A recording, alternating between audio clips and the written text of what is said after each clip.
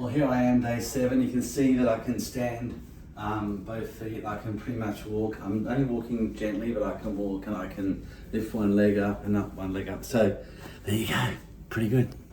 Okay, welcome back to another vlog, another day. As you can see, it's a beautiful day in Sydney. It's autumn and gorgeous sky. Well, a lot to talk about, so let's get into it. I got these bags from the Sands Hospital. They're really cool. When I get home, I got the Timu coal pads. They're going to be much better, so I won't need those. Put them down there. Get them refilled by the girls. I reckon they're keeping them nice and loose so you can spin them around from the front, the sides, all angles. Let's have a look at them. Okay, right. So if you're getting this operation done, this will probably be the textbook thing that'll happen. Excuse my fat thighs, they're all still swollen.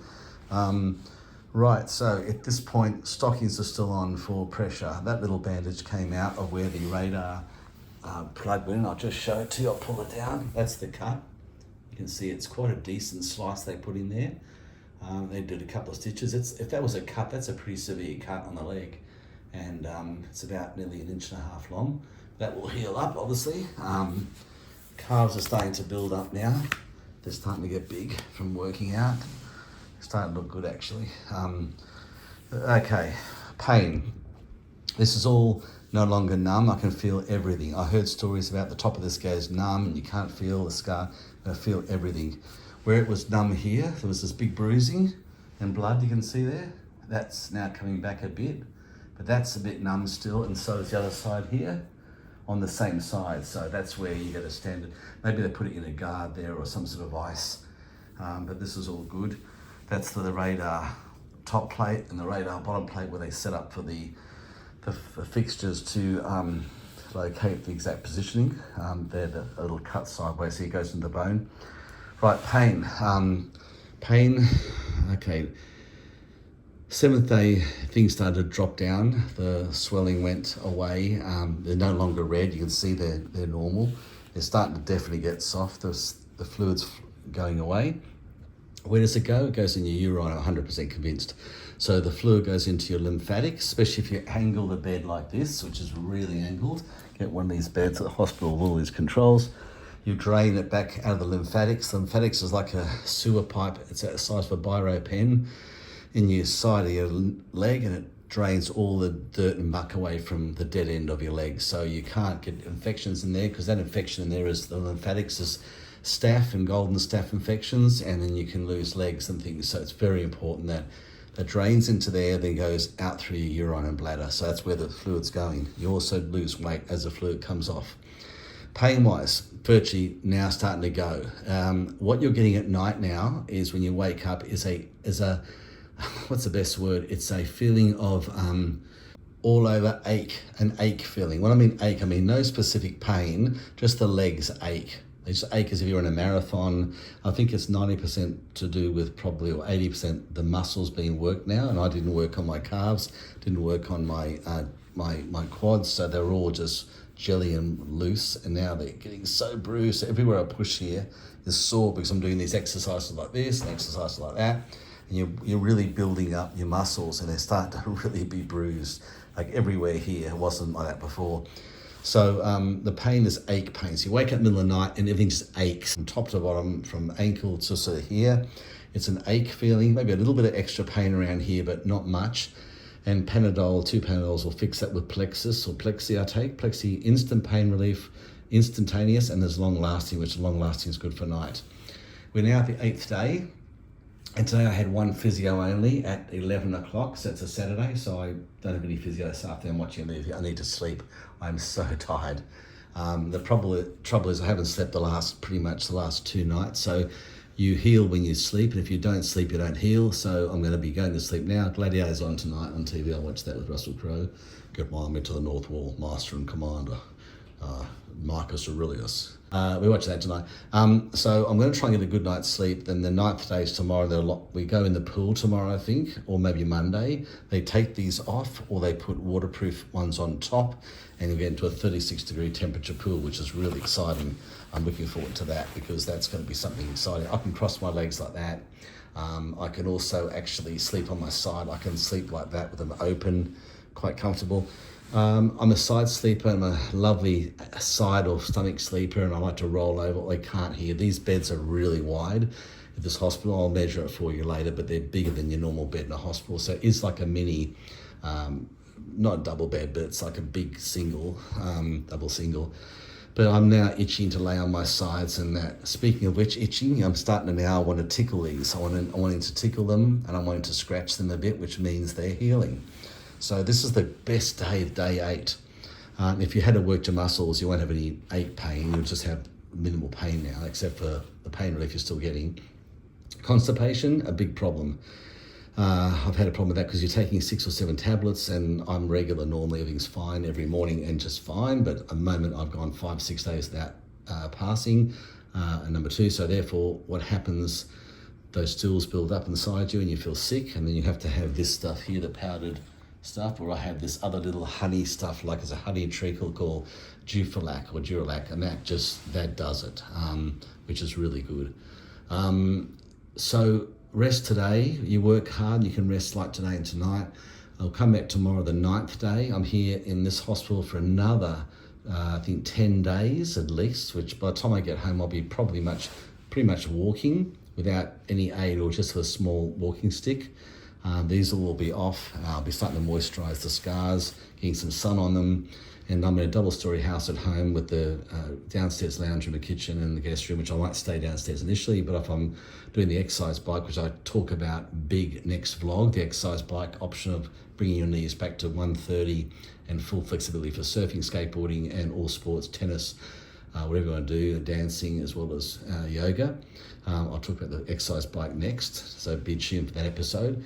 But yeah, I'll be up and down the stairs to do that, and you keep doing this all the time, and I've got to put the socks back up for the clotting.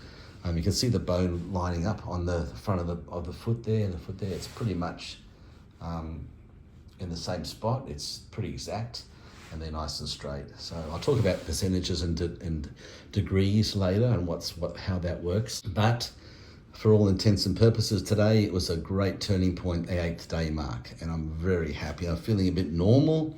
I'm feeling happy. You get your personality back. You don't get your grumpiness or your shortness back. There was literally no pain on the new knees, which has got the rubber new meniscus and the steel roller of the Stryker prosthetic. It's a beautiful knee piece, and it's just gorgeous, so well designed. So basically, guys, we're into the home stretch, but I'll continue doing these vlogs every day right through for 3 months because we've got to protect you from getting scarring and when you get that bend back to 130 degrees. But God, they're still warm, and it's a massive operation. It's just huge. But if you're getting it done, I highly recommend the Stryker Mako Robotic Arm Surgery. Find the surgeon in your city that does it. Do it with that because there's less bleeding. It's a smaller, shorter cut. They can go in through a flap in the skin and work on the screen. They don't have to peel it all back and use a multifunctional tool. And the other system is more watching everything and looking at it rather than actually doing it by a computer and a screen like a gamer. Get a younger guy, 45, don't get anyone older. Get someone who trains and has grown up with these robotic arm Mako systems. They are absolutely incredible, like the Da Vinci machine that does the women's gynecology work. They are just the bee's knees. AI now, and we're only in 2025 if you're watching this video. I mean, AI is going to bring this stuff up to another level. And of course, in 20 years, we'll have scaffolding and stem cells and regrowing your own meniscus back, so the young kids won't have to even go through this. But bionic knees, 25 to 30 years easy. The Terminator, setting off alarms at airports, it's going to be so much fun. But yeah, this is the go. I can walk up to 30, 40 kilometers a day. There'll be no wearing on those meniscus. I'm going to get my weight down by another 5 or 6 kilos to a BMI of 21. I want to get down to 84 kilos. I don't want to look too gaunt and skinny. I look better like Ricky Gervais, a little bit more plump in the face. I don't look better skinny. But I don't want to be overweight for that particular prosthetic, and also the rubber, which can be replaced at the 10 or 15 year mark if you're heavy on it, like you play a little bit of light basketball, or you're dancing, or you're playing a bit of light tennis. You're going to wear that a little bit out more, especially if you're a little bit overweight, and that can cut with a little incision, and they slide in the new white urethane membrane. So I'm giving you everything you need to know, guys, if you're coming in, ladies and gentlemen, for a double knee, bilateral knee replacement. And I don't like the word replacement because you're not actually cutting the knee off and putting a whole new ball and socket on. You're just basically getting that chamfer, like that edge on the knee, and they're putting a cap over it, which is a bit like, I can't really do it because I haven't got my meta glasses yet to do all this with two hands, but it goes over like that and caps over it like a basically a motorbike helmet on a head. You're not got, your head is the original knee still there attached to your ligaments. So it's a knee resurfacing is the best word for this. Resurfacing, giving you like a crown on your tooth. And boy, you know, if you've had to hobble around, now you'll be back to reset, factory reset on your knees, like when you were 10 years of age or 5 years of age. So your contemporaries that go into their 70s and 80s, your friends and mates, will all have major problems with their knees, and they'll all be hobbling and sore. And like Bill Paxton, who passed away from a double knee replacement from complications of the heart, along with a few very famous people who had issues with double knees. You don't want to go to these operations at 75 plus. You need to go into them as early as you can, no later than really, I think 72. You want to get them done early if you can. If you've got a problem, get them done, and you get them done together so you get a bit more height. I got an extra ½ inch height. I thought I'd get more like an inch, but I got an extra ½ inch, which while your friends are all shrinking, you're actually gone up a ½ inch, so you'll look taller by about an inch, because everyone shrinks a ½ inch to 3/4 of an inch in their life. If you're going up an inch, or up ½ inch, sorry, you're going to be an inch taller than them all over anyway. So that's what happens. So giving you all the inside information about these double knee replacements. Don't be scared, get it done. It's a walk in the park if you've had pain. And just get yourself, as I said, that side, underneath this, there's a side pouches for the nerve local anaesthetic. That's the key to this thing. That's the end of today's vlog. Same exercise I did downstairs, nothing changed. Tomorrow I'll film some stuff with the pool and the balls and that sort of stuff. But day 8 is just about gone. Thanks for tuning into this channel. If you haven't considered subscribing, consider subscribing. Hit that notification bell so you're up to date with every single vlog that comes in every day. I'm not doing drastic and more complicated and luxury sort of editing. I'm just doing this raw and getting it out so you guys can see it quickly. And I'll be following up with all my skateboarding and my surfing after this. This channel will continue on for about a year. So you can follow my footsteps as I hack through the forest and carve the path for your future double knee replacements, bilateral knee, robotic arm Mako knee replacements. And I am so excited, I can't begin to tell you. I won't be walking like a monkey anymore, or a duck, or waddling like a penguin, and nice and straight legs. So very, very excited. Okay guys, we'll see you in the next one. Till then, stay safe.